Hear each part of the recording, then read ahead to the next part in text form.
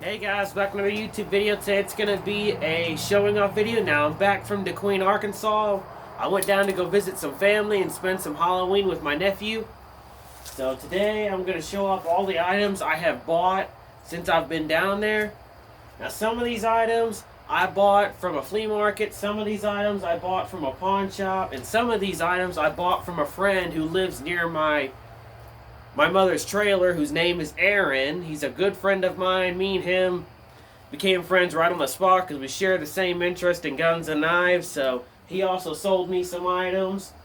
And I got one special package going to him today, so I'm pretty sure he's going to like that. So anyway, I guess the first items I'll show off is what I bought at the pawn shop. Now there's this little pawn shop right where in dequeen. I don't remember what it was called, but they had a whole bunch of knives for $5 a piece. And some of these I've already sold, which is another reason I'm showing them off. First thing I'm showing off is this Soligen Germany throwing knife. These are very high quality, and this one's going to be put for sale. But one of the things I hate the most is when people use a Dremel tool to try to fix their knives. I've said this time and time again, do not do that unless you know what you're doing. Because you can really mess up your knives if you don't know what you're doing. Those grind lines I'm going to try to get out, but they're a pain when it comes from a Dremel tool. Anyway, it was $5. Can't really beat that. Oops, didn't close the door. And next item I bought is this Leatherman pocket knife. And I had no idea Leatherman even made pocket knives. And this one's very unique in a way. It has a ejecting clip and what I think is a razor blade holder, but I've seen two of these models, one with a razor blade, one with a screwdriver holder, so this is probably the screwdriver. The other tool's kind of tight. Anyway, this thing needs a little bit of cleaning, but this one I've already sold. My buddy Blake has already bought this from me. And this one, again, I paid the same price as the throwing knife. Each of these knives I paid at least $5 a piece. Next is one of my favorites that's going in my collection. This is an old Camillus cutlery knife. The way the stamp is not one they have not used in a very long time. And this one I'm going to clean up really well and put in my personal collection. Because it's in really good shape, but the guy at the pawn shop was looking at me like, why am I interested in these old rusted beat up knives? And I said, well, they can be rusted up or beat up, but that's the way I like them. It's missing a bail, which that I can replace, but the knife itself will clean up really well. So that was a good little buy for $5. Next is another item I've been looking for. A old little switchblade made by Imperial, but sadly it's been through hard times. The button's missing, and the blade's severely chipped, so it's going to need to be fixed. And what I'll do is I'm going to try to fix this, make it work again. But if not, what I'll do is I'll just sell it as is for parts. So that was another $5.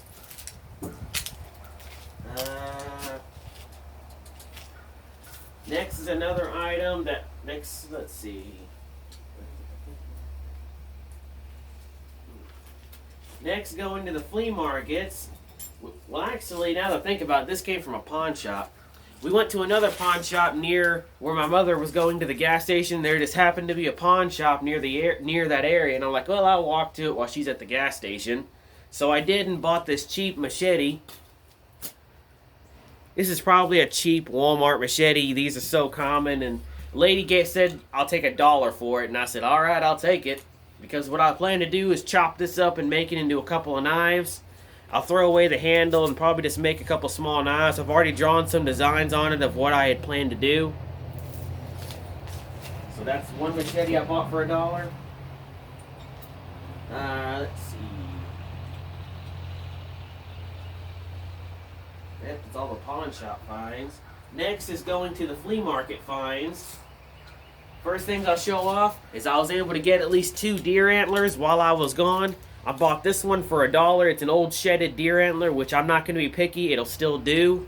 And for $1, you can't really beat that. And then next is this piece of deer antler, which coincidentally, now I didn't drive to the flea market where I got that deer antler from. I actually walked to there because where my mother lives, the nearest flea markets are like a block away, so I really just walked to save on gas. So I actually found this on the road where my mother lives, and I feel bad for the deer that got hit by a car because that was ripped off. That wasn't cut off. But still, it's a deer antler. It'll still work. So I got that for free. You can't really complain. Let's see. Next is another item I found on the road which really shocked me, was this kitchen knife. Now, it may look like your ordinary cheap kitchen knife. That's what I thought too. This was stunk in the dirt like this, and I was about to just leave it there, but when I saw this on the handle, Victorinox, I was like, oh, heck yeah. And this thing is very large when compared to my other one. I've already fixed it up. It had a busted tip. I've already fixed that up. And it's Victorinox Switzerland. You can't really beat that. And that's going in my personal collection. And it is very sharp. It wasn't when I got it, but now it's very sharp. So that was a heck of a find, finding that on the road. Goes to show what you can find on the road, but you don't even think of. Let's see. Yep. Next is going to another flea market I went to. I bought this old Sheffield's cutlery, high carbon steel butcher's knife. This will clean up really well. I'll make sure to get this cleaned up and put for sale real soon.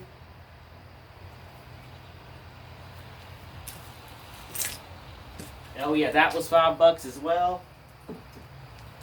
Next is a long drill bit that I purchased. I used to have a bunch of these, but every once in a while, one of them broke. And I paid $1 for this one, so that's going to get used very well.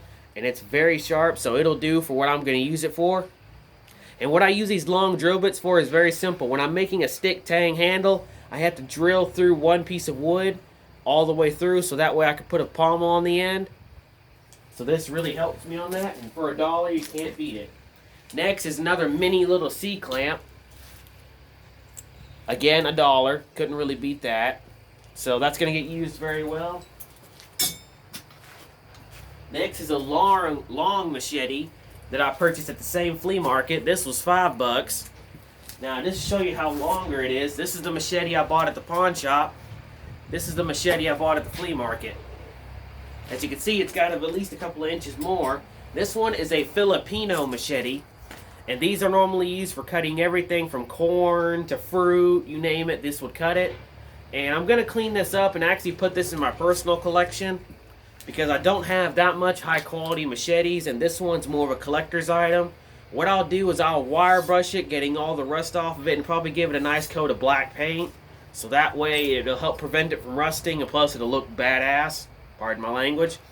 The handle is actually surprisingly casted on there. Now what that means is they casted the plastic right on the tang, which gives it a very good grip and very good weight. Very sharp machete. This will look great in my collection. Next is a pair of head shears that I bought for $2. You can guess what I'm going to be using these for. Of course, make them into some knives. I'll take the 2 blades, make them into 2 knives. Take the 2 handles, use them for something else. Goes to show what you can get for $2. Okay. Last item that I bought from the flea market was this butterfly knife. I love the green handles. I know it's hard to see in camera, but it's got greenish color to it. And it was only $12, so that's going to go great in my collection with my other butterfly knives. And last but not least is this one I actually got from my brother. I traded him a knife in exchange for this brand new Kershaw. Again, this is one of the ones I just sold, so that's another reason I'm putting this video out.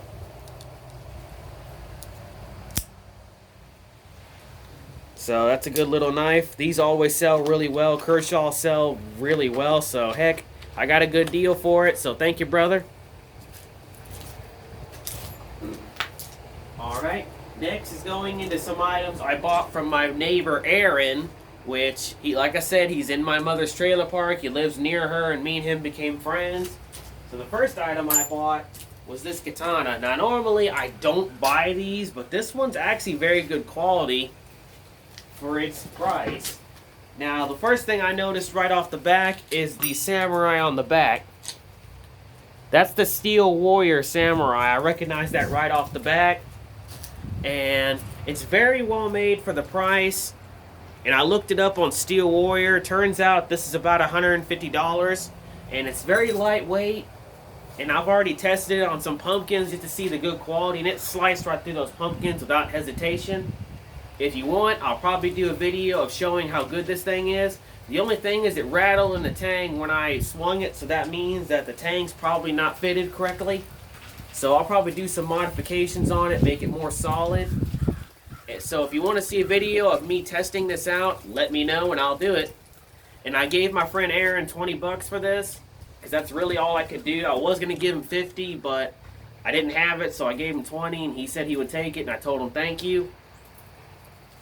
Again, Steel Warrior Katana, the first Steel Warrior sword I've ever had. The case is okay. I wish the gold piece had been on the end, but like I said, for the price, I would probably pay it. That's going to look great in my collection.